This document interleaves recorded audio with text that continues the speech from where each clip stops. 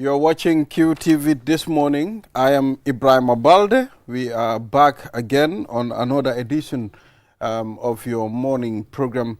It's, what's the date today? It's the 4th of May. I mean, very soon, the 11 May, the Bob Marley Day. They said, gone were days when we, the Bassa youth will go to a place called Nature, where we celebrate Bob Marley Day. 11 May, we play a lot of Rastafari music. And of course, you know, for the strong head, there will be a side doing their thing. And for us, the dull heads, I mean the empty, they call us the empty heads. We'll also be at our corner, you know, enjoying our music, you know. I'm not seeing a lot of Bob Marley vibes now during 11 May because the trend has changed. A lot of Afro beats have taken over. You know, the reggae music is dying, although most of the reggae enthusiasts refuse to agree to that. The reggae music is dying. So, good morning. Thank you very much if you're just tuning in. We are back. We are broadcasting from the Gambia, West Africa on QCell Avenue, Serekunda. And I have Julde Njai with me. Julde, good morning. How was your weekend? Good morning, Ibrahim. Good morning to Mr. Moje and to our viewers from wherever you're watching us from. Yes, my weekend was really good. It was fine. Yesterday was the commemoration of World Press Freedom Day. And, you know, I attended that and we reflected on, you know, some of the challenges confronting journalists in this country and the way forward. But the center of discussion was about the media regulation that the Ministry of Information came up with. Thank you very much. And our guest for the newspapers is no other than our own Mr. Momodou Mbodj. Mr. Mbodj, good morning. Good morning to you. It's good to have you here, Uncle. It's my pleasure being here. Yeah, you know, when you said QCell Avenue, I said, wow, this is an interesting one. Yeah. We haven't moved location at all, but we've moved address. Yes. The location. Extraordinary, isn't it? The location. From Kairaba Avenue yes. to QCell Avenue. Yes. Just like that, without moving. Yes. We painted the street orange. And the location changed. Yes. Because the power was too much.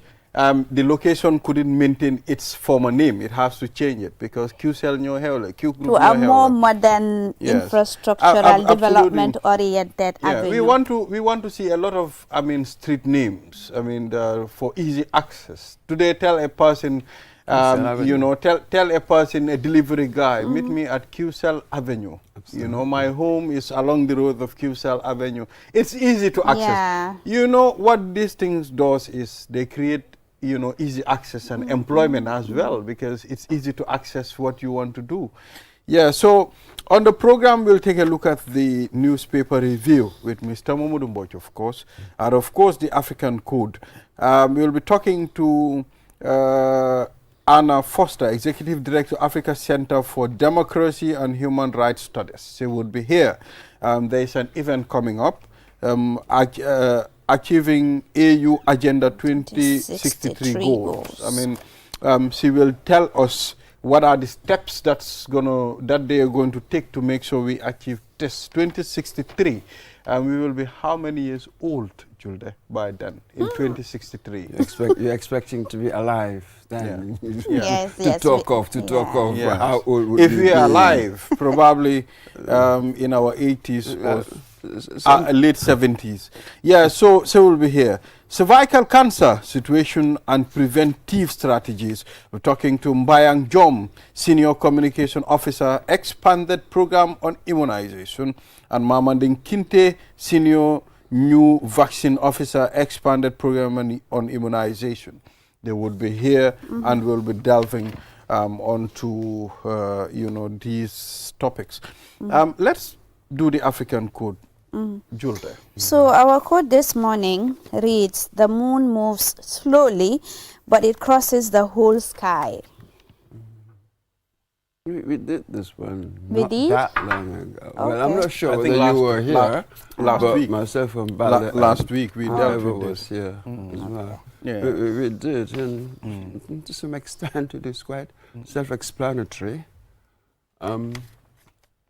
Patience, consistency, as it were, gets you there, you know. But especially when we're talking about long-term plans. That's really where you need that patience.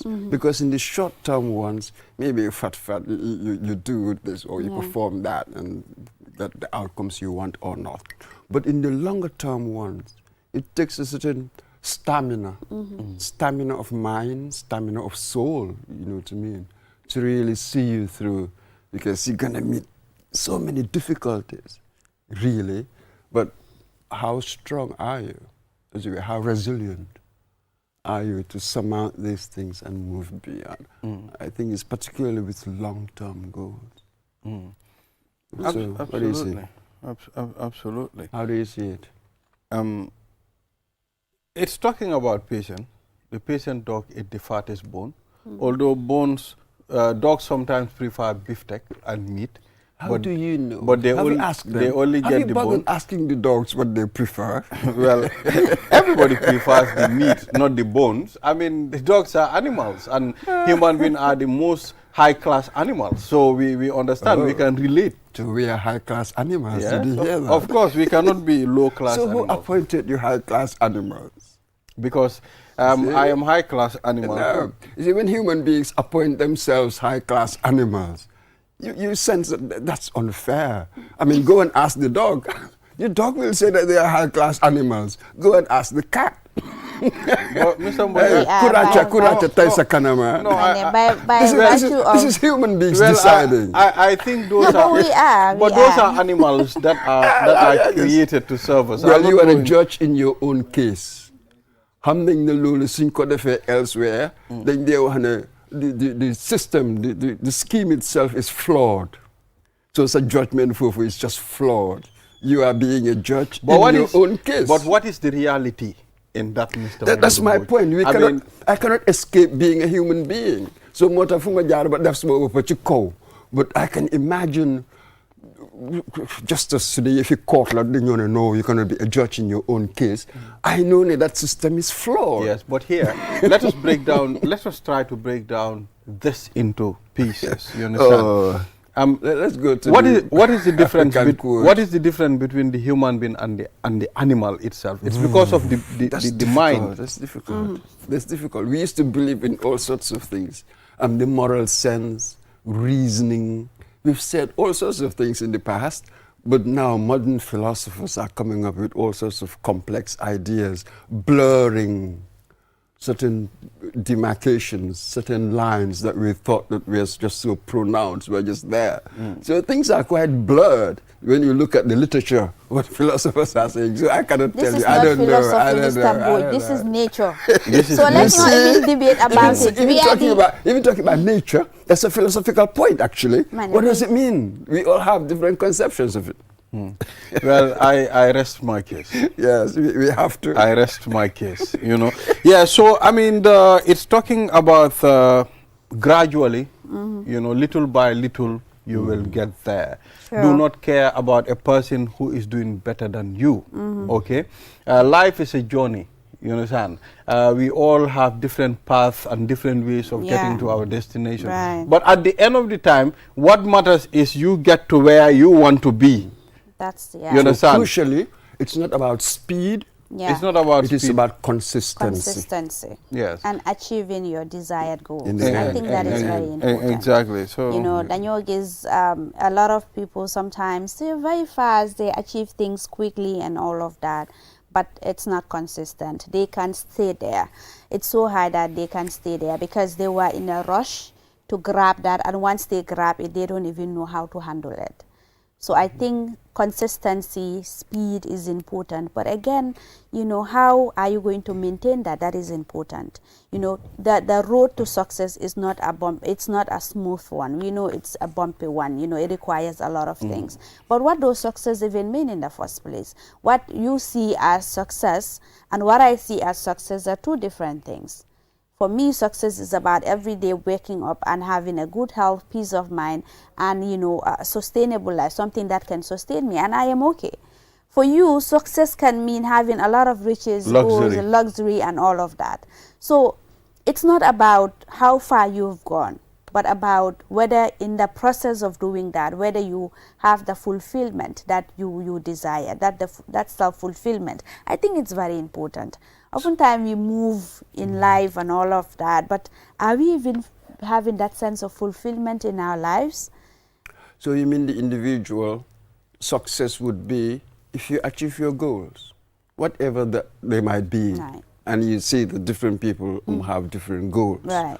So yes, one understands it at that level, but socially, the societal expectations, societal definitions, they matter. Yeah. You know what I mean? We are judged by that, whether we like it or not. So this is what happens. So societal measurements of success, I don't know, do you have lots of money? The material inevitably will go into it. Do you have lots of money? Do you have this? Do you have cars? Do you have this and that? So this is the key. If you're going to go against society and say that you're going to do your individual thing, you're going to be individualistic, well, the price will come. With society, there's always a price, whatever you do. So one just understands that whatever choice I make, I should be willing to pay the price. Because every choice has a price. Every choice has a price. It depends on the type of price you are paying. That's it. So but you make the decision. The price also depends on the risk that you've taken. You understand? The bigger the risk, the bigger the price.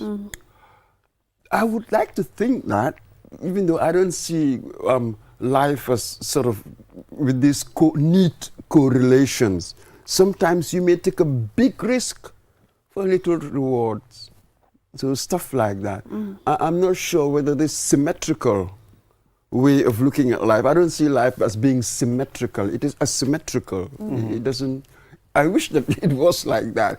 Put in input A, you'll get output B in that neat way. But we've realized that not necessarily so. But that depends on what the individual wants to achieve. But that's what we're talking about. You understand? Your goals. Some people might take bigger risk for small. Absolutely. You understand? Yeah. Or sometimes you can take a small risk. And then suddenly you have such a massive power. This is what I mean. It's not working hard, it's working smart. Yeah, so it depends on what you what you want to achieve. But there are individuals too that have different categories of what success really means to them. You understand?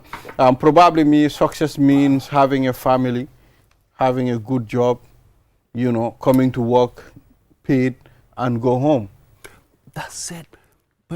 Is that really a goal? Or is it simply one being resigned to your situation? I don't like resignation either. You know what I mean? You have to challenge things. You know what I mean? You just don't have to settle for whatever is there. For God's sake. Maybe when you're in your 70s, when you're an old man, maybe. But when you are younger. I want something more dynamic than that, than to merely resign. So you want people to have big ambition. To explore. And then you go for it. Right. Ambition can also be driven by where you are from. How you were brought up, I think what you can do, and how society also shape you. At some point, that is his point, you want to achieve certain things, and society will be like, "Kira for buge, kiku buge la mungi am li ak li why, belegi mungi push, mungi buga am lele." So this is my point. So ege fofu, it will depend on how driven you are, how strong you are as a character.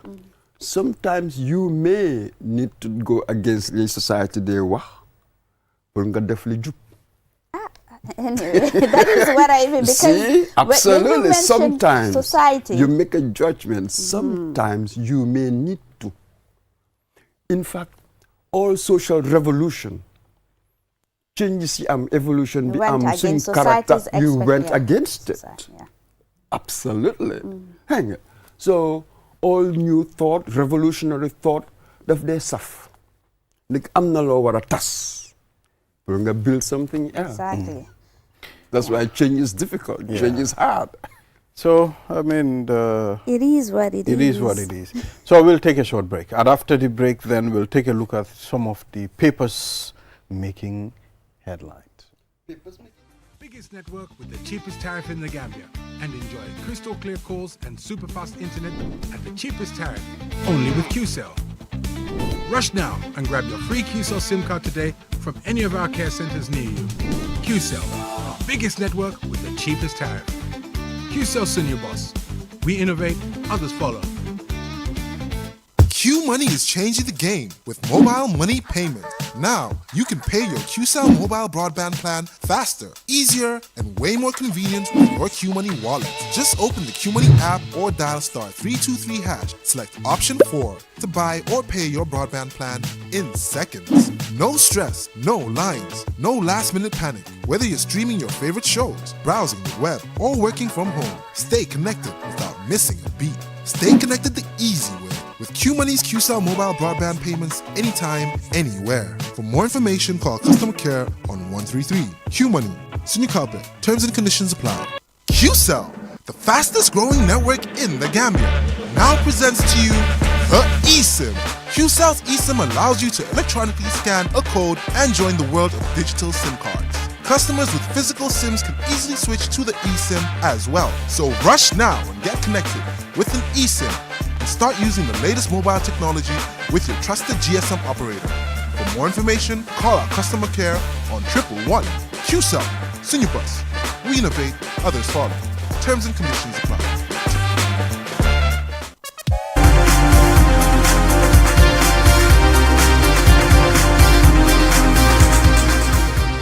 This is QTV This Morning. I am Ibrahim Abalde. I am with Julden Jai as the co-host of this program.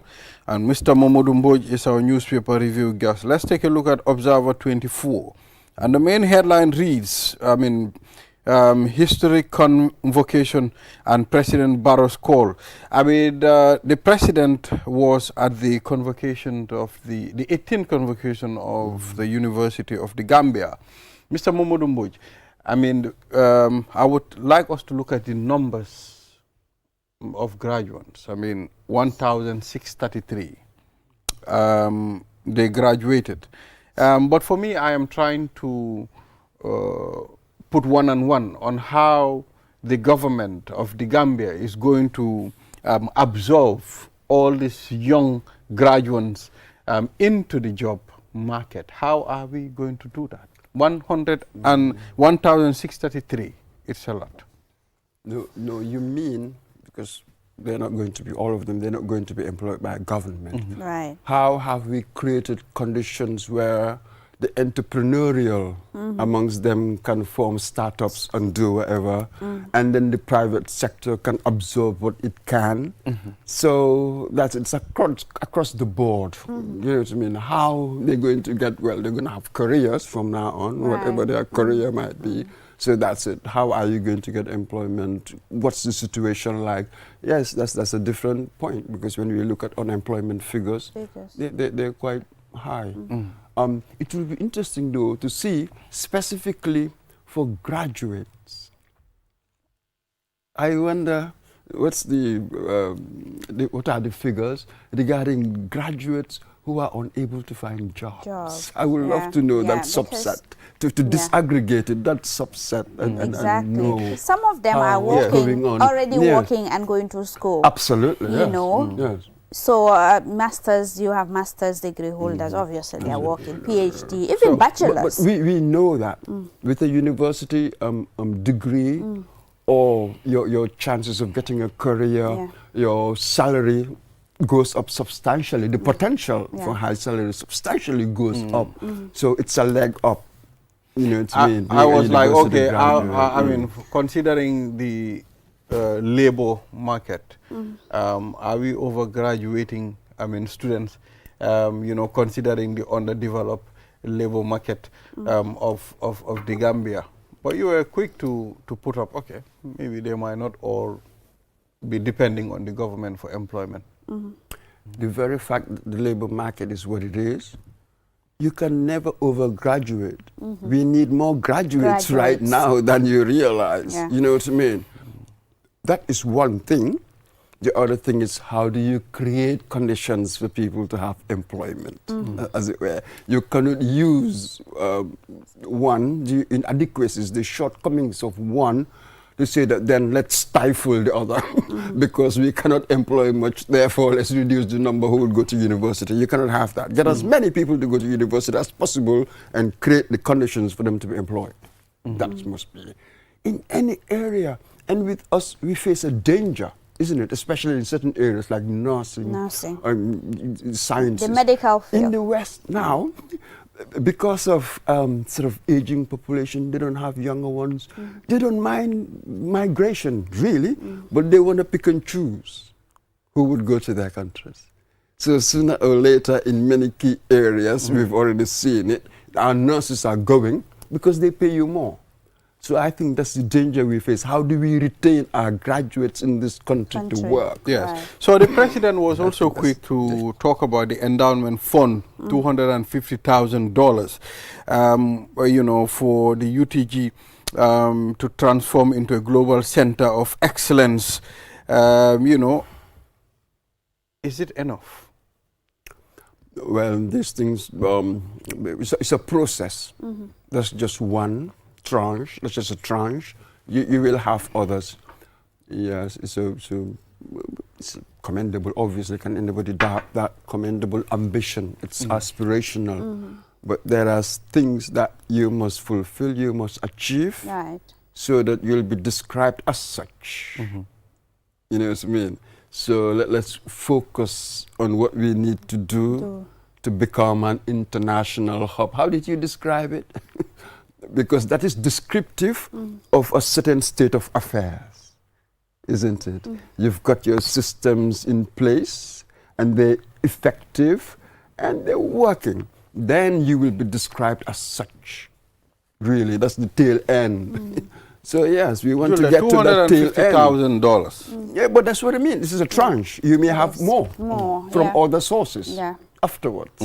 So it doesn't mean that this is the only thing that we're going to contribute into this project. It's just one, just a tranche. Some might call it, some might just call it a symbolic gesture, maybe. I'm not sure whether 250 million will be called gesture. Let's be careful what gesture means. I know, you know, maybe 100,000. Let's say, man, that's a gesture. 100,000. So yeah, I mean, it's important, and you know, I like the fact that Barrow is calling for the UTG to link research to policy. We know that that is really a challenge in the country when it comes to, you know, our developmental agenda. You can't develop a country without having the necessary research to back it. You need to have the research to tell you where we are, where we're from, and where we're heading to. So it's like a roadmap that will help the country to move forward, but without which is a challenge. Now you are asking the number of graduates that do not have jobs, but you also want those that are, you know, graduating both bachelor's, master's, and PhD, but they are already in the job market. These statistics are very important for us to know how much of this 1,600 plus. It's important to know those that are already in the job market and those that are not, so that we know how to go about it. Exactly, because some of them, you know, might be working. Yeah, some of the a lot of them, UTG, a lot of people in one, whether the formal or informal sector, but most of, you know, the people that are enrolled at the university. Those are numbers that should be known. For me, more worryingly, you're asking me to link research to policy. We're doing hardly any research. That's the thing. Our university now, it's really more about capacity building. Really, we're not doing the research that we should be doing, really. So let us be realistic about our situation. Right. Then that will help us to chart, if you like, our future better. It's always your plans to base it on realism. That's really what's going on. We're doing hardly any research. And when you think about it, we have so many social issues. With research, nothing is guaranteed. Let us be careful with research. We do get happy stories, great discoveries in it, but it's a very weird thing. Sometimes you're researching one thing, but you discover something else not related to it. Which is good, either See, way. serendipity, they call it serendipity. Exactly. So most discoveries, sort of, they come by accident, as it were. So with research, you're taking so much risk, putting in so much money, but you really have no idea where it's taking you. That is why our kind of societies, we will not spend much on research. Well, but because there are so many social issues, immediate social issues. We are not going to spend much on research because of its very nature. So it means we are going to walk blindly then? No, we are not. Others are doing it though. You'll be surprised. And it's working for them. How many universities are doing research that could be applicable to us. We are not unique. There's no human society that's unique. You know what I mean? If I look for similarities with other society, I'll see them. If I look for differences, I'll see them. It depends on what you're looking for, really. So there's research being done by other organizations that we can use, as it were. So don't reinvent the wheel. Let's move on to another story, still on the Observer 24. Political tensions, UDP versus APRC, NPP. Systemic intimidation. Fabakary Tombong Jatta, Sidin Jai are both leveling accusation against the UDP.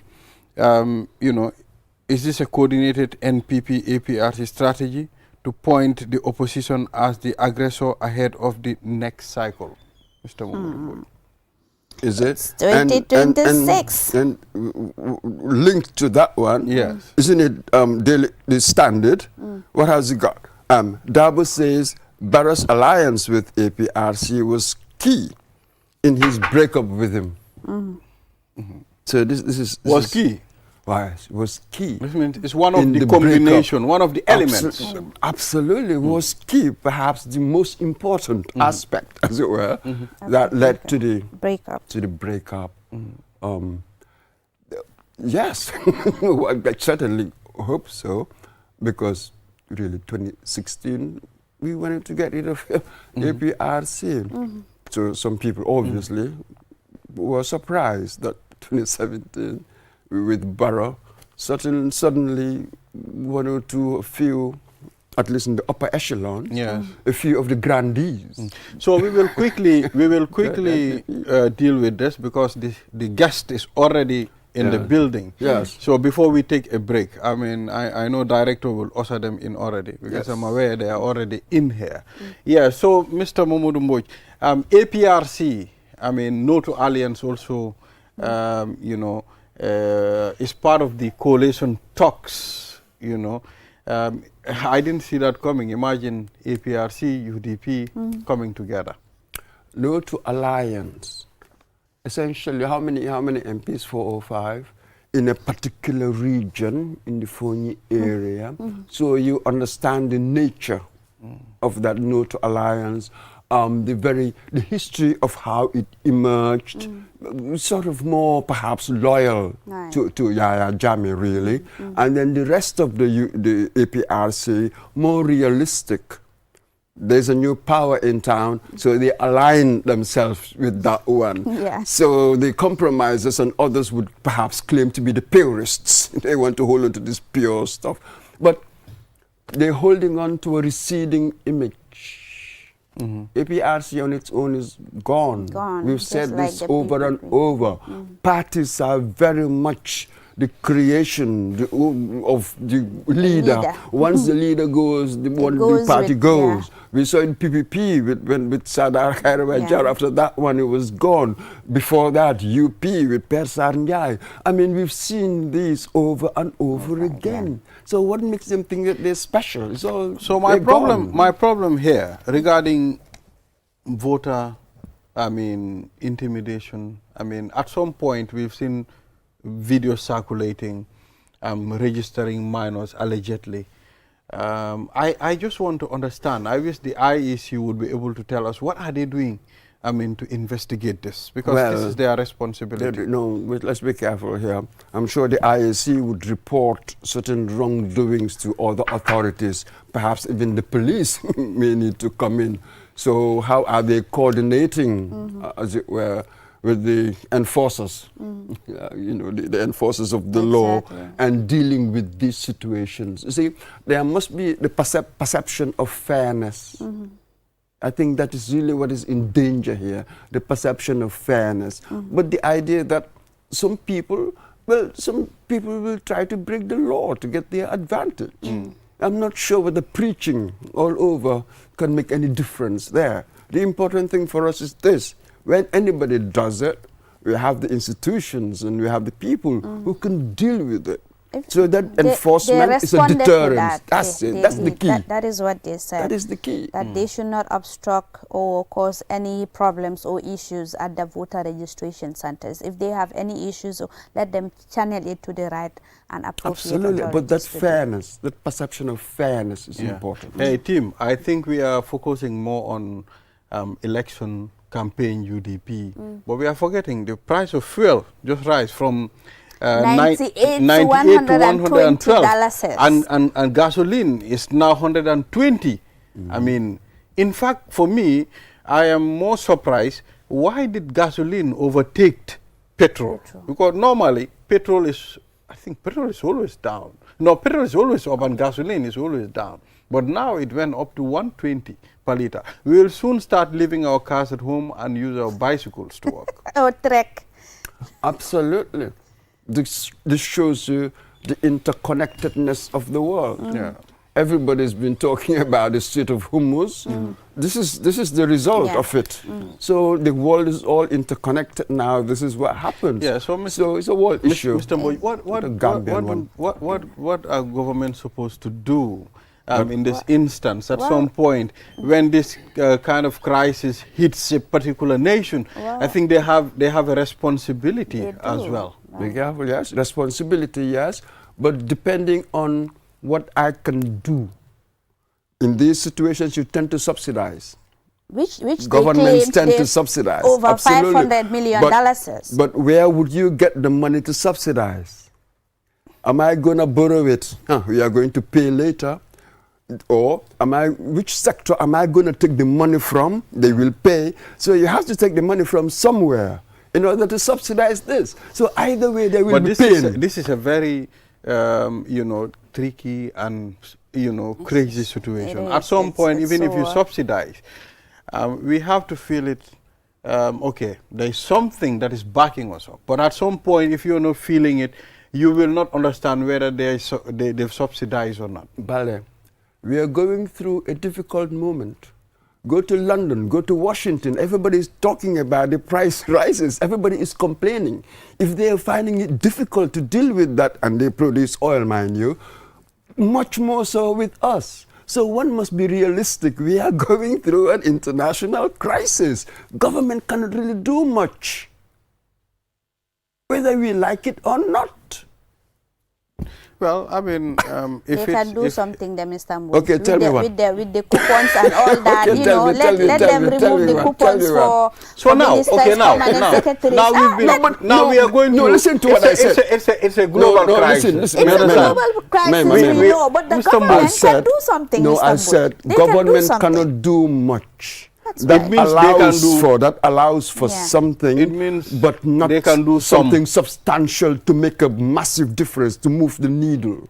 But we just want to feel it at some point. We want to feel something is done. You assuage the buffer. You create a little bit of buffer. I'm going to say down. Buffer would they could have done down. It's very hard. Even the kekes have increased transport to $15. And the transport union will come here again and tell us now fares have increased again. I know that. And last week, was it last week or the week before, we had Omar Sise here. He said even the $10 is for kekes is on the high side.